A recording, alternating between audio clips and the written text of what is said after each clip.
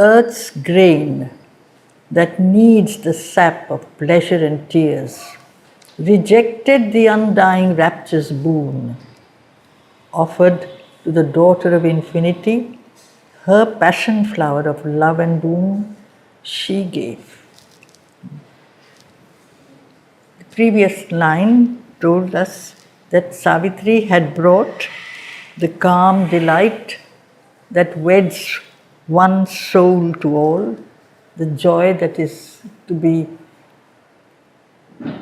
that can spread itself and give itself to all, the key to the flaming doors of ecstasy, the selflessness, the absolute selflessness of love, which is the secret of joy, of ecstasy. But earth doesn't want it. Earth's grain, it is as if it has to be watered with the play of duality, pleasure and tears. The continuous play of light, joy, power, we cannot bear for long. That is why earth rejected. This is the sacrifice that is done, made over and over again. The divine comes and offers himself or herself and all he or she is and has to man. Man rejects. Man can't hold on to it. Man can't be capable of that one single goal. For a very long time, man is a divided being. He is made of different elements. So even in our needs, we need almost pain. We can't feel we can't know what is joy if we don't know what is pain. We need both. We are dual beings.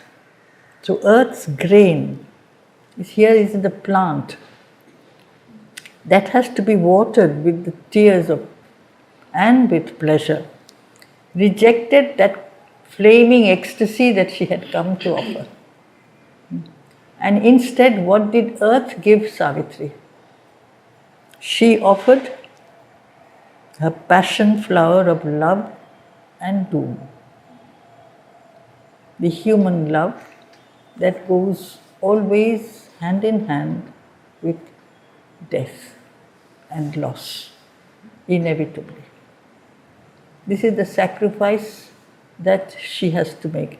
The passion flower, the word passion is not simply intensity of emotion. Passion in its root meaning is suffering, pain, suffering. So earth offers her suffering. And that is part of the, you might say, the passion flower, which is really what Mother has called silence. There is a cross in the center of the flower, if you have seen it. And there is this feeling of the divine who has sacrificed himself, who has come down and accepted to be part of this world of darkness, death, pain, to share in this world, so that by this contact, by this closeness, earth can gradually break out of her darkness and her suffering. That he or she, the avatar, can show the way. So the avatar is not one who is free from pain. If it was to be free from pain, she would not have come down. She has come down to take part in the earth's experience. And the earth's experience is an experience where inevitably there is loss. Wherever there is gain, there is loss. Wherever there is joy, there is pain.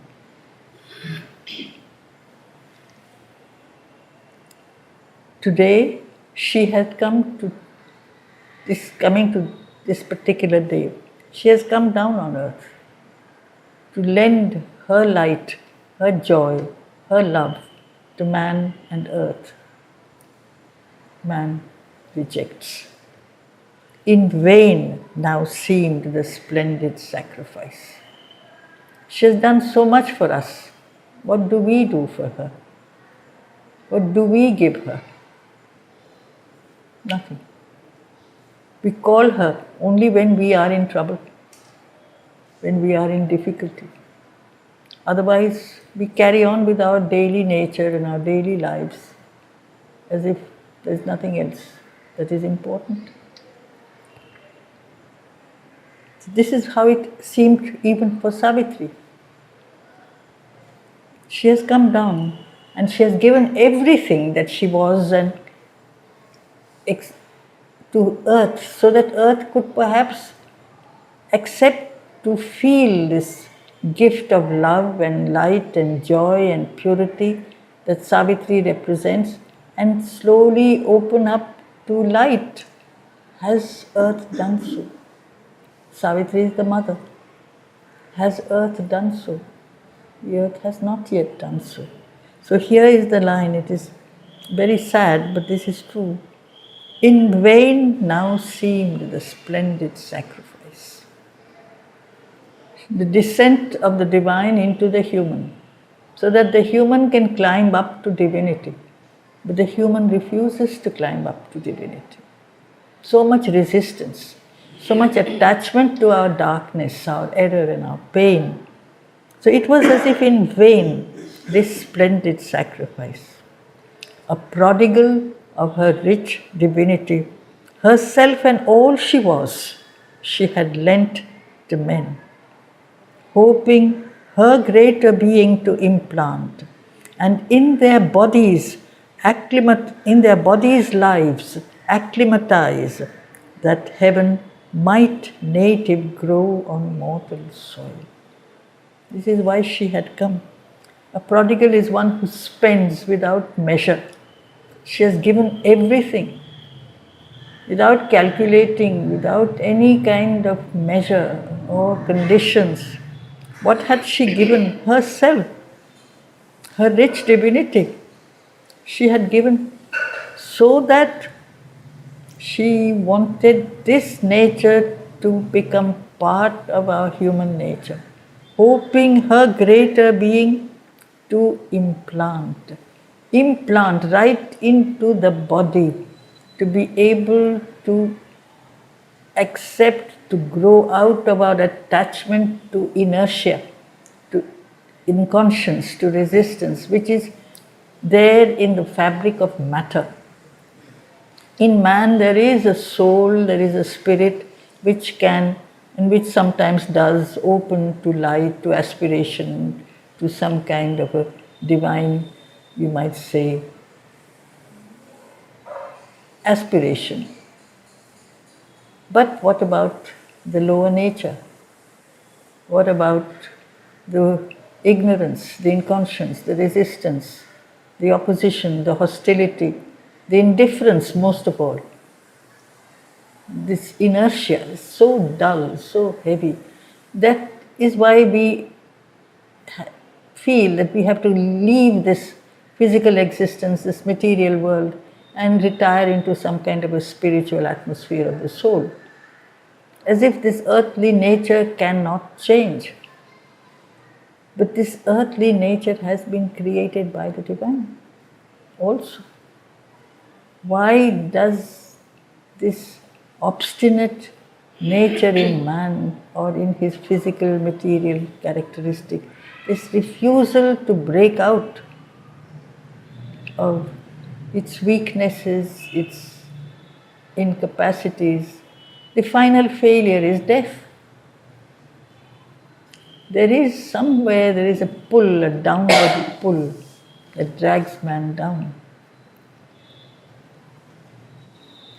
And in their bodies' lives, acclimatize, to become accustomed to so that it becomes part of our daily climate, like a natural condition, so that heaven might native grow on mortal soil. The distance between heaven and earth doesn't have to be. But there is. Why? We are children of the divine. Why is there such a distance? Why do we say we are mortals when we have been created by the immortal and we are children of immortality? Somewhere we don't believe it. We don't accept it. We relate ourselves to our lower existence. Say we are human, we are not divine. Is there a difference? Is not man a being who is moving towards divinity if he wants to? He is in, you might say, early preliminary stages from the lower so that he can climb from the lower to the higher? Or must he always remain completely trapped in his lower nature so that the soul always has to finally withdraw?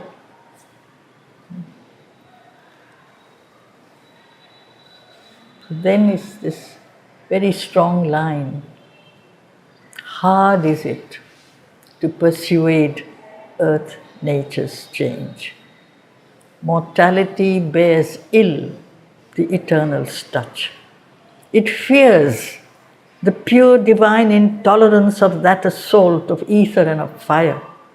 It murmurs at its sorrowless happiness, almost with hate, repels the light it brings. It trembles at its naked power of truth and the might and sweetness of its absolute voice. This is the earthly nature. Mortality bears ill, very badly it bears the touch of the immortal. It is shaken out of its little frame of existence. We are mortals, that is, we have put a kind of a limit to our nature. That limit will be shattered by the touch of the eternal. We are terrified. We are always afraid to change. Even in small ways also it is difficult to change because we are trapped in the world of repetitive, habitual existence. We forget that we are on earth in order to change. The purpose of existence on earth is change. But this is the thing that we are most afraid of. To give up you might say, to give up a habit. A habit has been with us for a long time and we've adapted ourselves to a way of being. Even in small things, you get up at a particular time of the morning, you're habituated to that, and one day you have to get up at a different time, and your whole body and your nature will resist. If it is for such a small thing, can one really say that we have to get out of the habit of resistance, of density, of opposition to the light? We can't bear too much light. We can't bear too much truth. Anyone who gives us too much light, we cannot deal with it. How many people read the Life Divine? It's packed with light. And so we say it's too difficult, I don't want to read it. Somebody gives me a short summary, it's easier.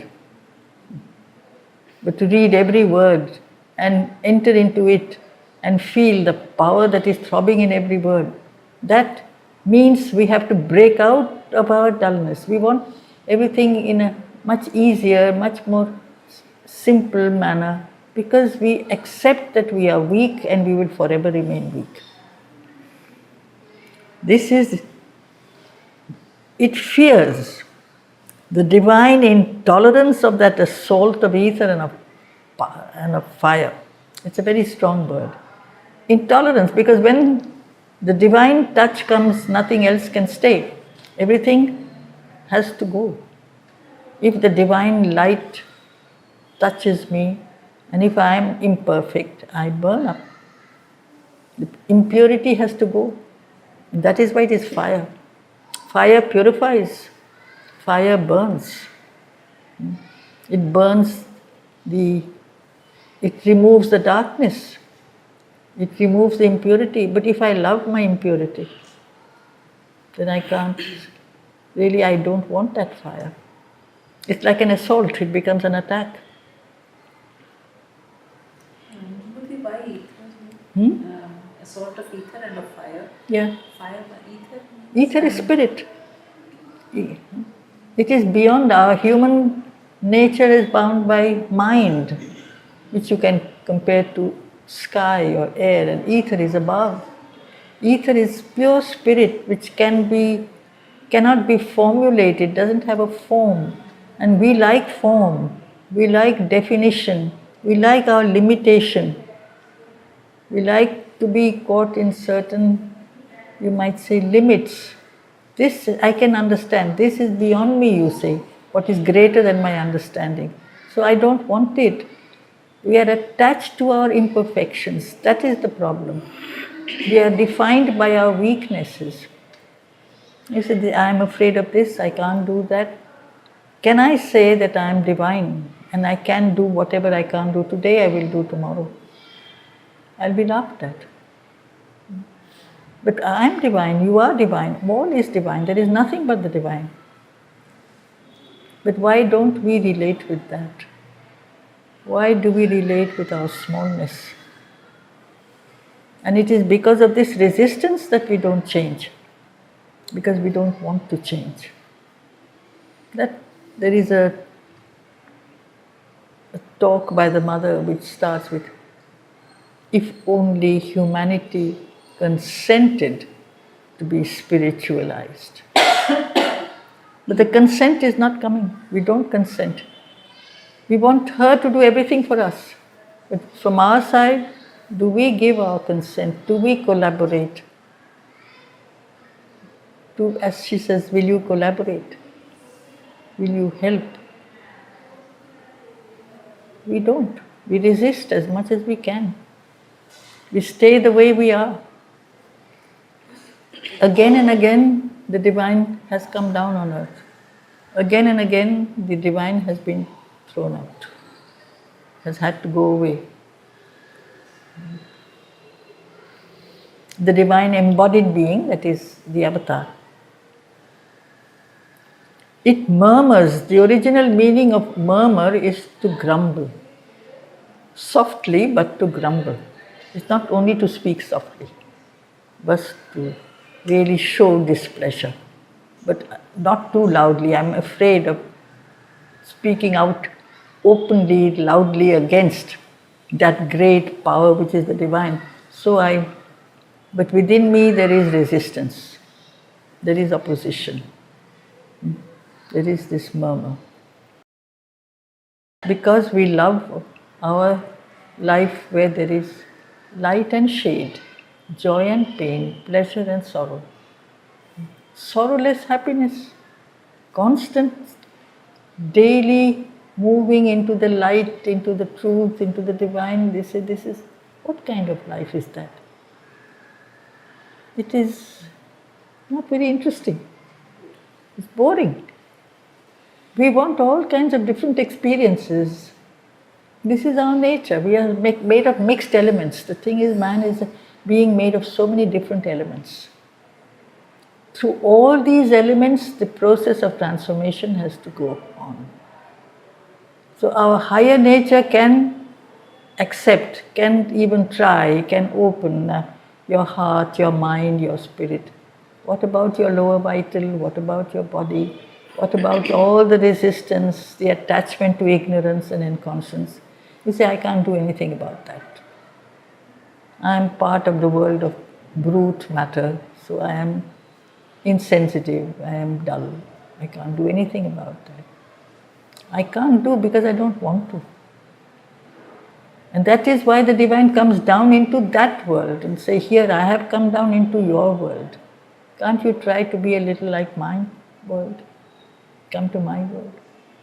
This is the, you might say, almost the bargain or the deal.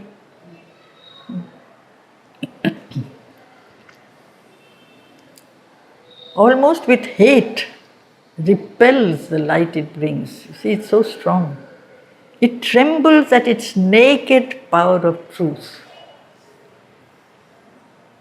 We don't really know what is truth. All the truth that we speak is covered by our own understanding, our nature. There is limitation, there is often hypocrisy, falsehood, duplicity. We put all kinds of coverings, veils, to be able to face the truth without fear, completely free of ego. That's the problem. The whole problem comes from the ego. Completely free from what we understand as truth. Each one of us has his or her own definition of what is right, what is true, what is good, what is beautiful. And it varies from moment to moment, from person to person. There is only one truth, the Supreme, that is there in all things. But we have so many veils in our mind, in front of our eyes, in front of our natures, that we cannot look at the truth. We don't dare. If we could remove those veils of half knowledge, of error, of ignorance, of prejudice, of preference, preconceived ideas, which we think we are superior beings, we have a mind, so we have made ready-made notions and ideas. They are preconceived ideas. They come in the way of a direct contact with knowledge, with truth.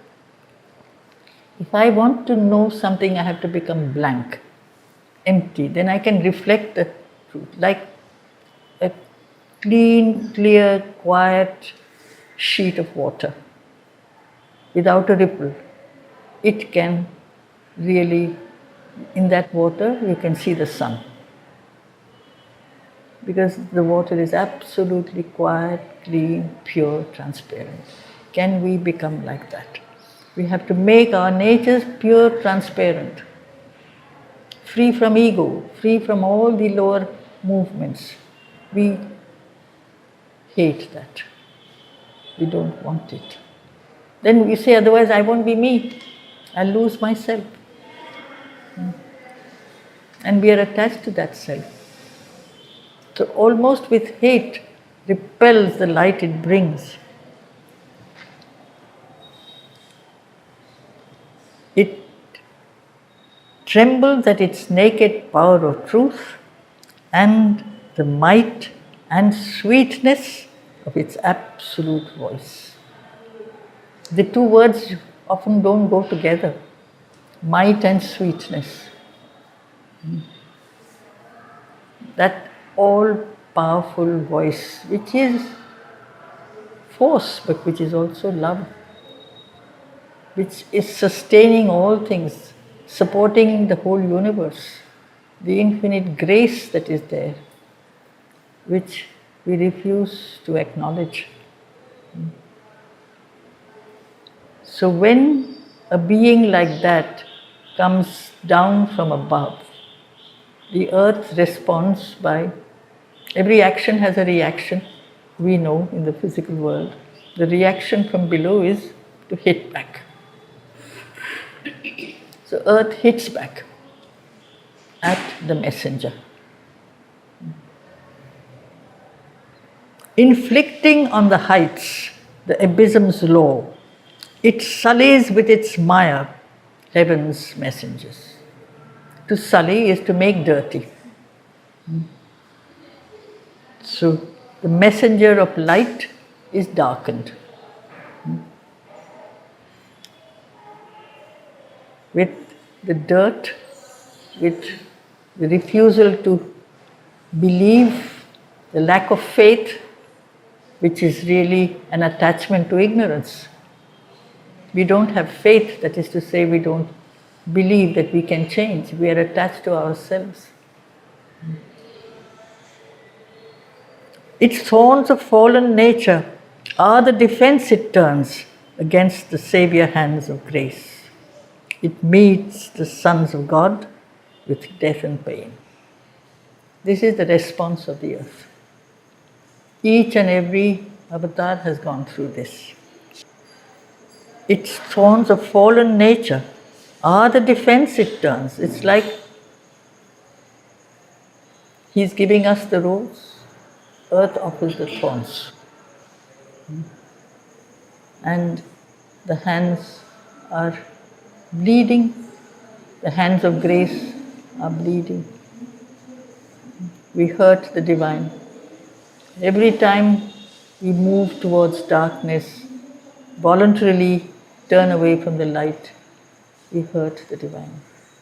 And we say we love the mother. And we say we love the mother. Yes, exactly. That is where you have the lack of sincerity. The lack of sincerity has to be truth, nothing but. We are not, we don't know how to be sincere. So they come, these messengers come, these messengers go back. Their work unfinished. We remember only a name sometimes. A glory of lightnings traversing the earth scene. These messengers are like, in the world of darkness, they are like flashes of light that come. Their sun thoughts fading, darkened by ignorant minds, something we need to remember. Even for Mother and Sri Aurobindo's works, they are simply projections of experience and truth. We mentalize them, we reduce them, we bring them to our level of understanding. Instead of rising to their level of consciousness, at least attempt to rise. We can attempt to climb up. We may not be able to do so right away, but if the attempt is there, it's already something. Instead, we bring down the wisdom, the power, the truth to our level of knowledge. This is the beginning of all distortions in religion. Always. We bring the truth to this framework of my understanding is small, the truth is vast, I reduce it to my range. This is what is true, this is what he has said, this is what she has said, and that's all. What is the truth? It's like infinite light, the sun. That has, the mind of man is not capable of holding on to the light. We have to go beyond the mind, or we have to silence the mind. If we can still the mind and open our natures, our heart, our inner spirit and soul and psychic, something of the light penetrates us. But instead, if with the mind we try to constantly interpret, explain and say, why did he say this and why did she say that? Because it doesn't meet with my approval in a sense. I don't accept this, I don't believe it. This is how we fade. The light of the truth fades.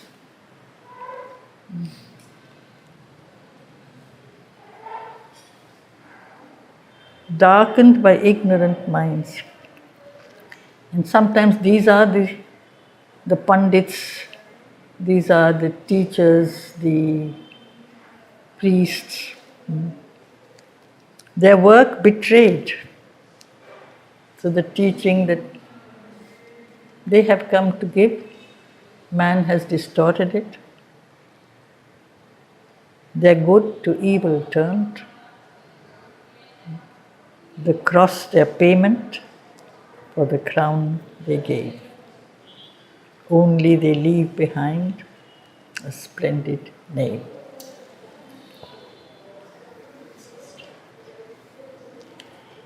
I think it was Sri Aurobindo who had told a story. There was a kind of, it's a story of a meeting between the different avatars in the higher worlds, and they're looking down on the world where Buddha has taught, where Christ has taught, where Krishna has taught, where Islam and Muhammad has done his work. And each one has come to give some kind of new light, and they say that this is the world this is the teaching I gave. Is this the truth? What I have noticed, I don't take responsibility for this kind of behavior. I never taught these things. Because in the name of, say, the Catholic Church, to be Catholic in English means to be generous, to be wide. They have become narrow, strict. So Christ said, I never said this. I'm withdrawing from this. In my name, this is being done. This is the whole problem. And the clash between different Buddhists, and the Buddha says, no, no, no. The Hinayana and the Mahayana, no, I never said anything like that. I withdraw from this. So you see, this is what we are all the time doing. We bring down the truth, and there is so much debate, clash, quarrels, sometimes wars, battles that take place in the name of God, in the name of religion.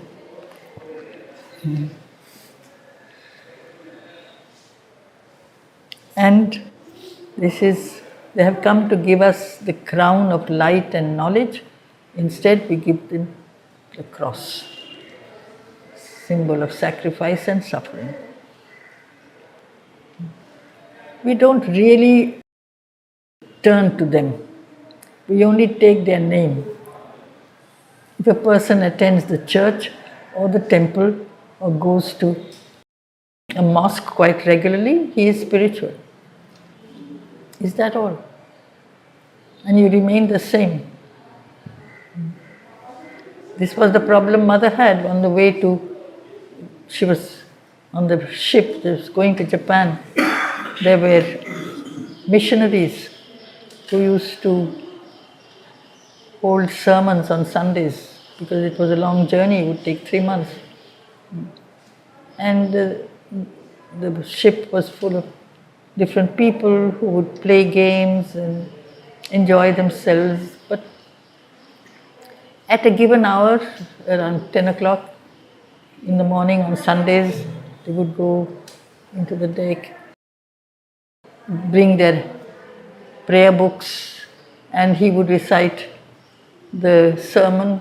They would say their prayers, and then once that half an hour was over, they would go back to their games, to their pleasures, to their enjoyments, as if they had paid their due to God or to their religion. So one of them found one day, noticed that Mother never attended them, these sessions. So he said, because she was white, she was expected to be Christian. You never come to these meetings? I said, no, I don't believe in them. You don't believe in God? No, I don't. Not in your God. What God do you believe? To become what you believe, that you can become what you are saying. Just saying words doesn't make any difference, doesn't make any sense. You mean you can become the divine? I said, yes. If that secret I can find, then I will attend the meeting. But that is not possible. That's why I'm not interested. I don't attend the meetings.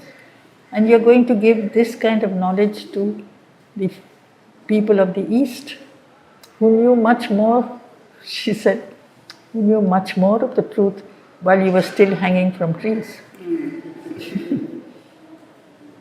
So this is the truth, or spirituality is experience. It is not simply uttering a name or uttering a mantra. Just uttering it is really not what is required. It is to become what you are saying. To live that is the main thing. A fire has come and touched men's hearts and gone. A few have caught flame and risen to greater life. Just a few. So this is about, it's a universal description. It is not about Savitri. Now she is back to Savitri, because in this book this is what he does. He alternates. Sometimes he's following this main theme, and then He universalizes, generalizes, and gives the truth that is true for all time, for all things. So, this is what was the reason why Earth had hit back at Savitri. With pain, with death. Why? Too unlike the world she came to help and save. She was not like the others. Her greatness weighed upon its ignorant breast, and from its dim chasms welled a dire return, a portion of its sorrow, struggle, fall. This is what Earth hit back at Savitri. Because she had come from a world of such light and such truth, it was too much for the Earth to bear. Greatness weighed upon its ignorant breast. And we have a love for our ignorance. We don't want to break out of it. To live with grief, to confront death on her road, the mortal's lot became the immortal's share. The immortal is Savitri. She has to go through the mortal's experience. So this is how he's leading us to the end of the canto.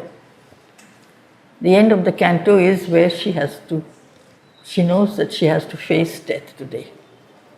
He's building up the whole canto towards that. The narrative also is keeping it up. To live for a whole year, she has lived with this knowledge that she will have to perhaps lose the being she has come on earth to love. To confront death on her road. Death wants him. She will not permit him. That is the main issue. She will not allow that. Because if we go a little further, and we get it later in the book, Satyavan is the soul of the earth. That is still covered by layers of darkness and death. Therefore, Satyavan can be taken by death because he is covered by layers of darkness. He is the soul of the earth. She has come to remove those layers, liberate the soul of the earth, and make a new earth manifest itself, which is really what you get in book 12, the return to earth, to a new liberated earth. Earth liberated from darkness, liberated from death. But that is the whole purpose of the poem.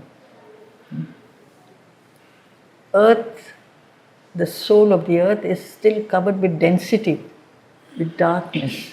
Just like the early morning sun was still covered by night. It's a symbol dawn. So she has to face this, the lot of the mortal,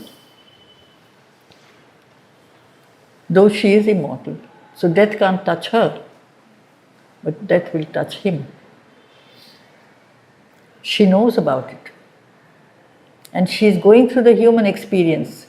She has to, if she has come to really show us the way out of pain, she has to first experience pain. You have to first face the problem if you have to solve the problem. So she is going through this pain herself. Thus trapped in the gin of earthly destinies, awaiting her ordeal's hour, abode. She remained. She knew the hour when she would have to face the challenge. Trapped in this interplay of forces, like, when you weave, you have the threads that go in opposite directions, the warp and the woof, the horizontal threads and the vertical threads. And if, like something is caught, like a fly is caught during that weaving, it is trapped in that. She seems to be trapped like that, in the interplay of different forces. Outcast from her inborn felicity, accepting life's obscure terrestrial rope, because she has become human, accepting the human nature, so that she is outcast from her essential way of life, which is love and light and joy and power and truth. She has accepted to enter into the world of darkness and seem to be part of this world of darkness. Abode is past tense of abide. Abode is a house, but abode is also a verb. She abode. Awaiting her ordeal's hour, she abode. She waited quietly because she knows the time, she knows the day. She knows it will come because she was told. You see, in an epic you have this. Doesn't follow a normal sequence of a story. It doesn't start at the beginning and end with the end. It starts in the middle, goes back to the beginning, goes back to the end. This is an anachronism, it's called, the play of movements of time. The end can be mentioned in the beginning, it is being mentioned in the beginning, the end.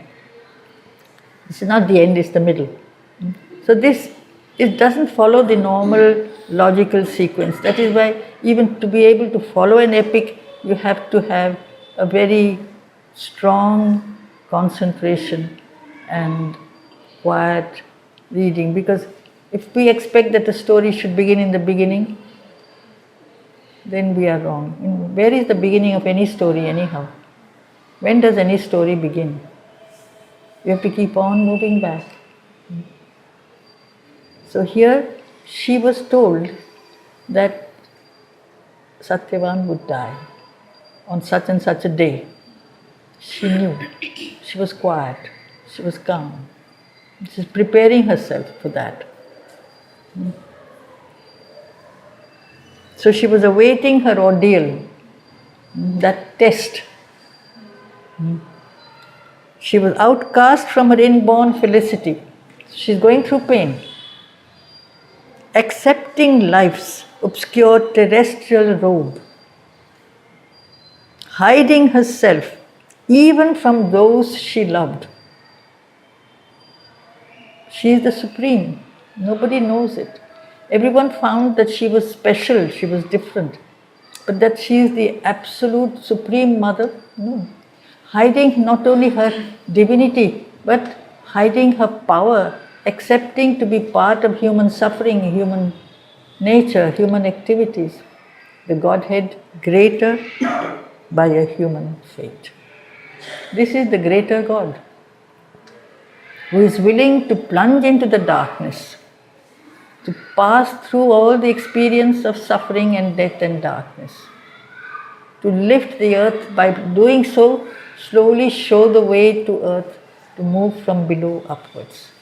Otherwise, a God is a being of light, lives in his world of light. The earth is still trapped in ignorance. He says, you have to, I don't belong there, I belong to the world of light.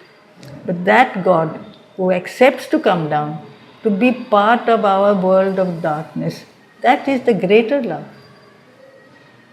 To say, I will share your life, I will share your ignorance, I will share your pain, and then find the way out of it so that you also can walk in the path that I open out for you. Because it's like, they are like pathfinders, they open new paths, new ways of change. So we follow in their stride. A dark foreknowledge separated her from all of whom she was the star and stay. To all others she showed her face of light, joy, love. She cared for everyone in the hermitage. They all looked up to her like a guide. Stay is support. That pain she shared with none. Her love she shared with all. Her sweetness she gave to all, but the pain she kept for herself. So this is the greatness, too great to impart the peril and the pain. In her torn depths, she kept the grief to come. So that suffering she kept within her. It ate her up from within, you can say. Okay.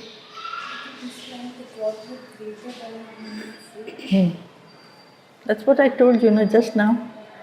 The divine being who accepts to enter into the human experience, pass through all that the human being can pass through.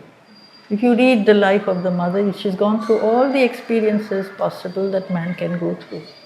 All the attacks and all the pains and all the pleasures and all the things that she has attempted, tried, done this, done that. Not saying I belong to the world of the eternal, I don't want to enter into this world of time. Why then has she taken birth?